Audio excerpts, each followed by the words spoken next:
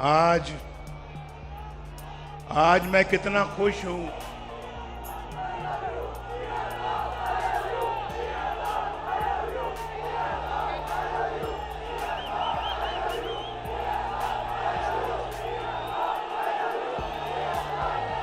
पहले आप दिल भर के नारा लगा लें, फिर मैं जवाब दूंगा।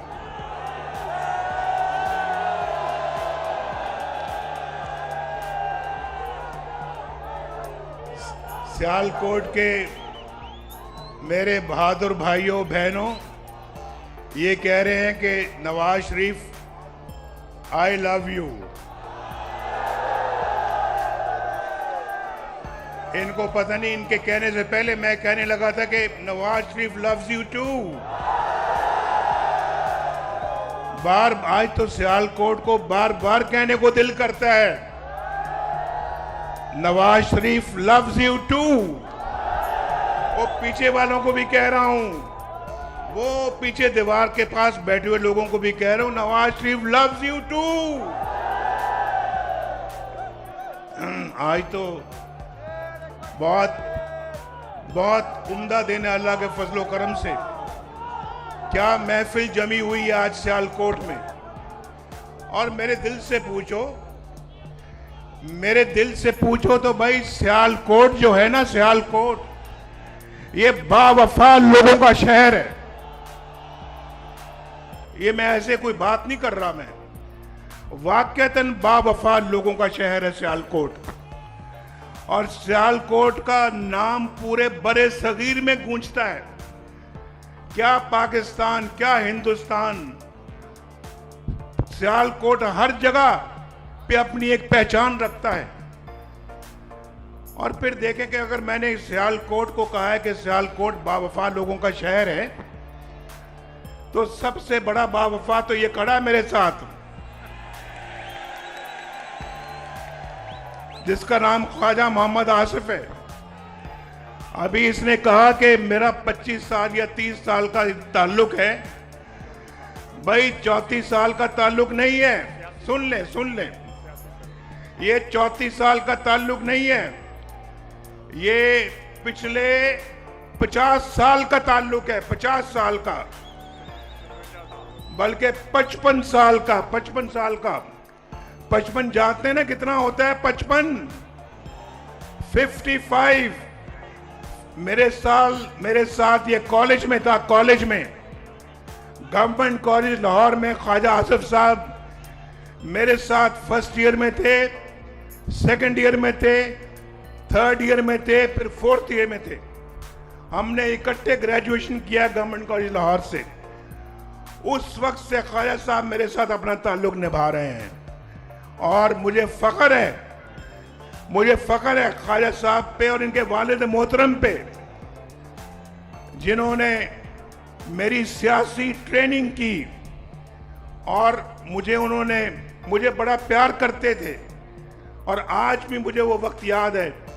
वो हर महीने में कम से कम एक दफा जरूर मुझे बुलाते थे और मिलते थे और बहुत प्यार और शफकत से पेश आते थे। और मैं समझता हूं कि बेहतरीन इंसान थे वो, यहां पर बेहतरीन सियासतदान थे। तो आज मैं अभी बाकी भी यहां हमारे जो लोग बैठे, मैं उनका नाम लेना चाहता हूं। मैं नाम लेना चाहता हूं राणा शमीम का। राणा शमीम मेरा 1985 से भी पहले का मेरा साथी है, 1985 से पहले का। आज तक कभी उसने कभी लग्जिश नहीं आई और मुझे फख्र है अपनी उनके साथ दोस्ती का। अरमगान सुबहानी हमारा बेहतरीन साथी है और इनके वालिद मोहतरम, इनके ताया मोहतरम से मेरा ताल्लुक चला आ रहा है 1985 से भी पहले का। अली जाहिद साहब भी माशाअल्लाह हमारे बड़े अपने वालिद मोहतरम के जमाने से हमारे साथी हैं और लगातार हमारे साथी हैं, बावफा साथी हैं। और फिर ज़ारे शाह साहब, द ग्रेट ज़ारे शाह साहब, उनकी बेटी मौजूद है यहाँ, नौशीन इफ्तिखार यहाँ मौजूद हैं। और ज़ारे शाह ने जिंदगी भर अपना साथ निभाया नवाज शरीफ के साथ, कभी लग़्ज़िश नहीं आई। फिर यहाँ पे मंशौला भट्ट साहब भी हैं, हमारे बड़े बड़े खैर खा दोस्त, राना आरिफ फरनाद, तारिक सुबहानी, फैसल अकरम और राना लियाकत। आप जानते हैं राना लियाकत वो शख्स है जिसको हमने पिछले इलेक्शनों में टिकट नहीं दिया, और मुझे अफसोस है कि टिकट क्यों नहीं दिया। मैं जेल में था, टिकट नहीं मिला, इलेक्शन जीत गया इंडिपेंडेंट। मेरे पास पिंडी में अडियाला जेल में आया कि नवाज शरीफ साहब मैं आजाद जीता हूं, मैं आज अपनी पार्टी में दोबारा शामिल हो रहा हूं। मुझे शर्म भी बड़ी आई कि हमने टिकट नहीं दिया, और मैंने गले के साथ लगाया। ये है वफा, इसको कहते हैं वफा, और फख्र है हमें ऐसे साथियों पे। और फिर राना अफजल साहब हैं, हमारे नवीद अशरफ साहब हैं, ये ज़ीशान रफीक हैं, अरशद वड़ाइच हैं। मैं किस किस का नाम लूं, लेकिन आज राना अब्दुल सत्तार साहब हैं।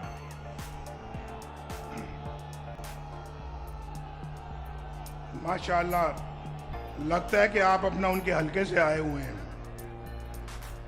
आज सियालकोट आने से पहले ना भाई दोस्तों, जरा गौर से मेरी बात सुनो। सियालकोट आने का जब हम फैसला कर रहे थे, कल मैंने ख्वाजा साहब से बात की। ख्वाजा साहब को कहा, मैंने ख्वाजा साहब कितने बजे पहुंचना है, हमने कितने बजे आना है? कहने लगे कि आपने 2 और 2:30 के दरमियान आ जाएं आप। तो मैंने कहा कि कैसे आए, बाय रोड आए या जहाज पे आए या हेलीकॉप्टर पे आए? 3 ऑप्शन थे हमारे पास। भाई आप जरा पीछे हो जाए भाई, देखे ना, नवाज शरीफ हमेशा अपने अवाम के मसले हल कराता है। तो मैं ये कह रहा था आपसे,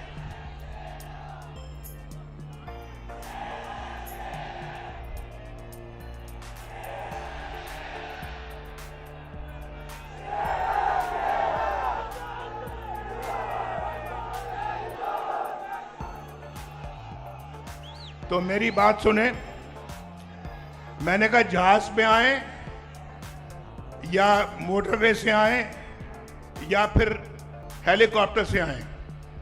तो मैंने कैलकुलेट किया, हिसाब लगाया कि अगर तीनों तरह से अगर हम आते हैं तो वक्त उतना ही लगता है। चाहे हम जहाज पे आए, चाहे सड़क से आए, या हम चाहे हेलीकॉप्टर से आए, तो वक्त उतना ही लगेगा। तो सियालकोट के देखे प्यार और इश्क हमारा सियालकोट के साथ।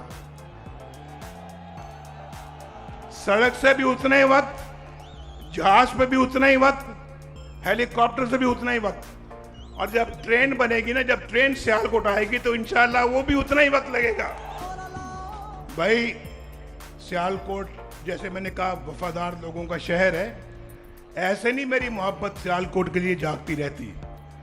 जब मैं बाहर से आया हूँ लंदन से, पूछो, ख्वाजा साहब खड़े हैं यहाँ पे, मैंने कहा ख्वाजा साहब मैंने सियालकोट आना है, मेरा बड़ा दिल करता है मैं सियालकोट आऊं, मैं सियालकोट को बड़ा मिस करता हूं।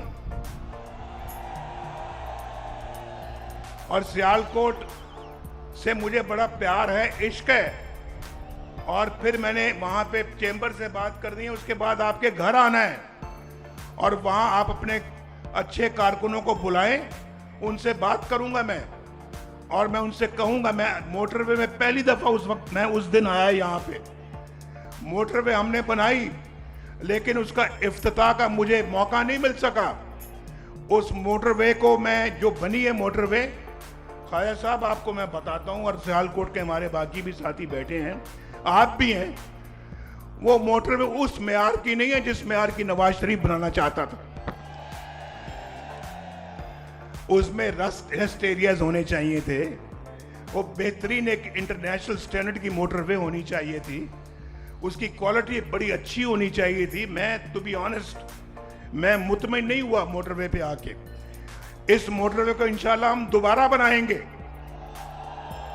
और फिर जैसे मैंने अभी कहा है कि इंशाल्लाह हमारे मंसूबे में है कि हम लाहौर से सियालकोट एक बेहतरीन ट्रेन सर्विस, रेलगाड़ी चलाएंगे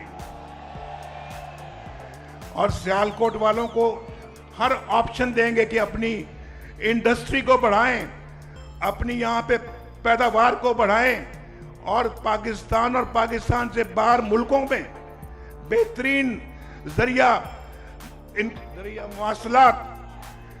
बस भाई, बस ठीक है, ठीक है, ठीक है, ठीक है, नहीं अभी अब आराम से, आराम से।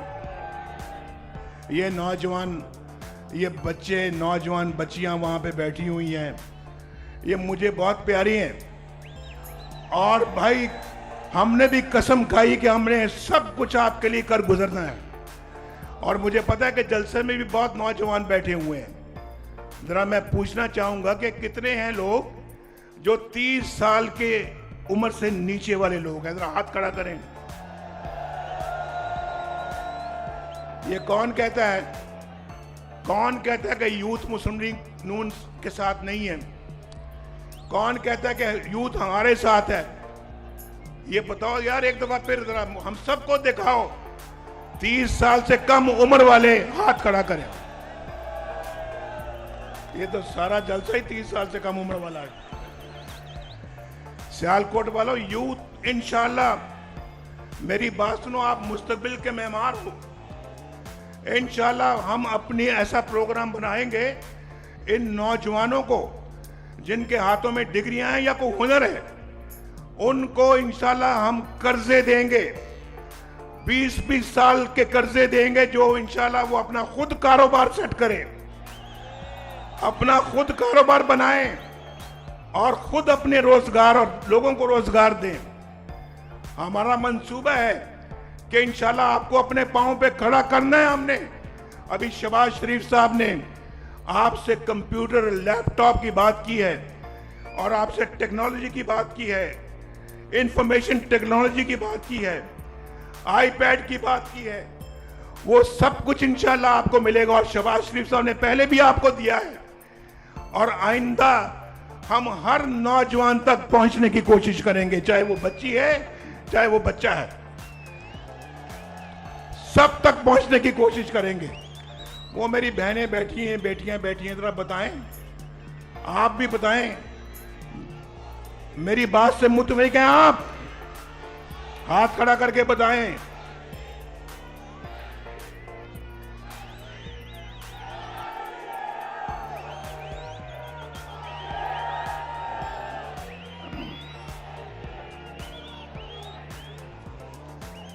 भाई अब मैं बात करता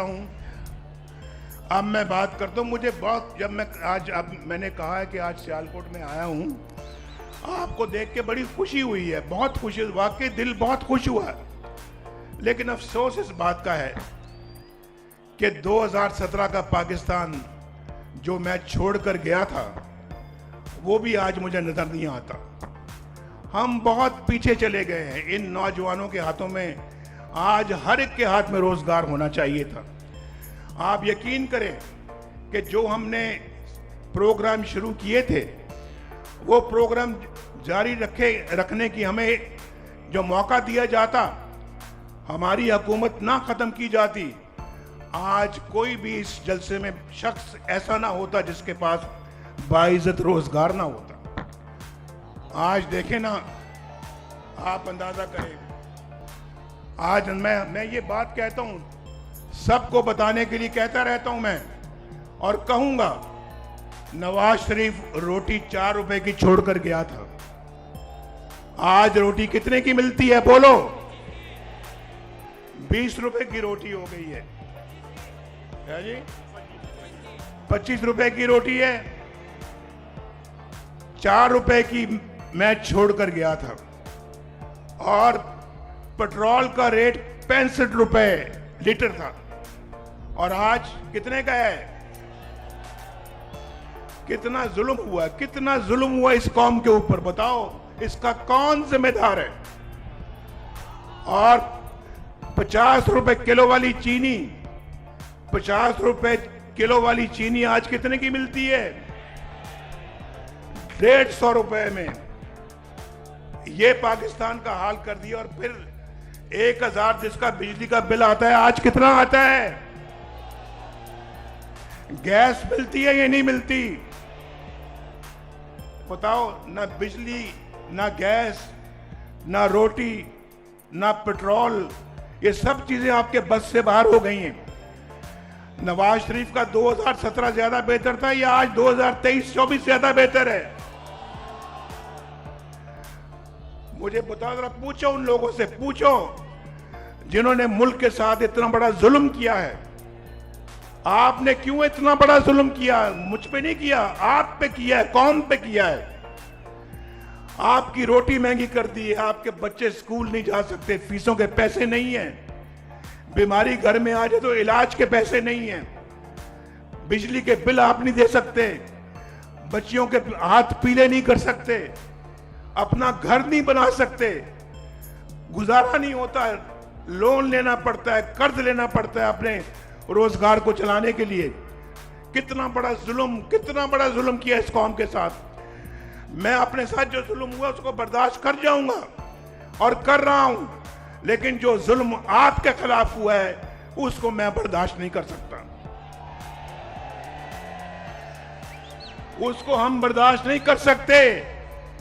और ये सारा कुछ हमें रिवर्स करना पड़ेगा, पीछे ले जाना पड़ेगा सारा कुछ, और वही हालात वापस लाने पड़ेंगे, तरक्की की वही रफ्तार दोबारा वापस। लेकिन हम बहुत पीछे चले गए हैं, बड़ी मेहनत करने की जरूरत है और हम इंशाल्लाह दिन रात मेहनत करेंगे। कौम भी वादा करे कि हमारे साथ मिलकर दिन रात काम करेगी। मैं बात को लंबी नहीं करना चाहता, लेकिन मुझे वाकई अपनी तकलीफ का कोई दुख नहीं है, मगर आपकी सजा मुझसे नहीं देखी जाती। और इंशाल्लाह 6 के बाद बाकी, 8 के बाद बाकी बातें करेंगे। अल्लाह ताला आपका हामी व नासिर हो और हम सबको अल्लाह ताला कामयाबी अता फरमाए। 8 तारीख को मुस्लिम लीग नून कामयाब हो और इस मुल्क की खिदमत का जिम्मा जो है वो फिर अपने कंधों पे उठाए। अल्लाह ताला खैर व बरकत अता फरमाए। अब मैं मरियम नवाज शरीफ को दावत दूंगा। मज़ीद हालात हाज़रा से बाखबर रहने के लिए हमारे चैनल आई पॉइंट TV को सब्सक्राइब करें।